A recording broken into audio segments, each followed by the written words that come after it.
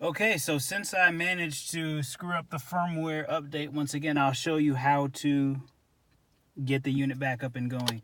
So there's a file that GROM gave me. It's on this USB stick. You plug the USB stick into USB 2. Then they say to plug out the 20-pin wire harness, which is this guy right here. So we're gonna plug that out. If I can do this with one hand, which I can't. Hang on here. Okay, so now that that's plugged out, they said to turn the car on and to watch the USB. Once it flashes once, that means everything has been reloaded. So I'm gonna plug in the pin. There's the pin. We're gonna wait for it to flash. So it is flashed. That means it's been reloaded. You can then proceed, power the car off. Then I'm gonna just plug this out. It says to power the vehicle on. Wait. Turn it off. And then power the vehicle back on. And then it should be good to go. So then when we hit this button, boom, there we are. We're back in business, baby. So I guess my failure of updating the firmware has gained you the experience of seeing how to reload the firmware, but obviously you have to have the file, the data on the file. I don't know why this thing gives issues when it comes to updating the firmware. They really should do a better job of telling you that it's complete.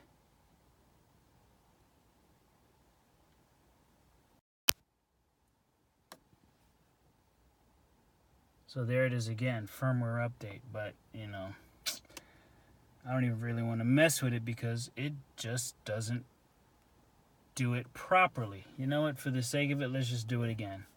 I'm going to install this thing and let's watch it blow up again.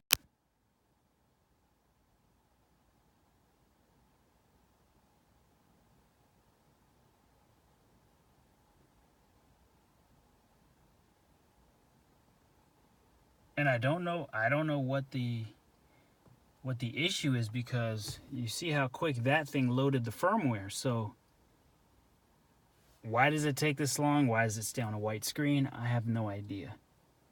So if this thing does not boot up on its own, I'm just going to reload the older firmware and skip the update.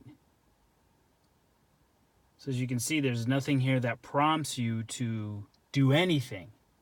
There's no instructions on, hey, once you download this, wait, 1 minute, then shut the car off, then turn it back on.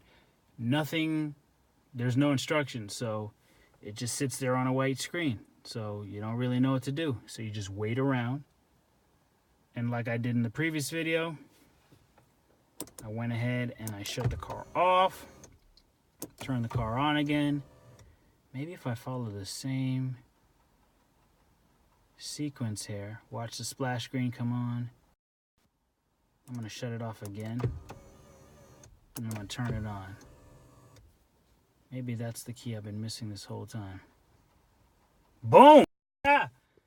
Weird, but it worked. So there you have it. That's the sequence. The same way that I loaded the file, looks like the same way that this sucker takes the update.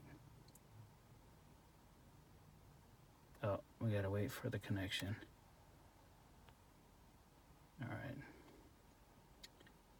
See if we're connected now. Boom, up to date. All right. So I guess I just learned something. We all learned something together. If anybody has issues with the update, just reach out to GROM with the firmware update. They'll get you a file. You can get things reloaded, but it looks like this process of waiting for it to get loaded, shutting off the vehicle, turning it on, after the splash screen, shutting it off again, then turning it back on. It looks like that may be the remedy for this firmware stuff. So That's all we got for today. Hope you guys enjoy. You know, feel free to check out GROM's website if you want to get one of these for your vehicle. Again, I love it.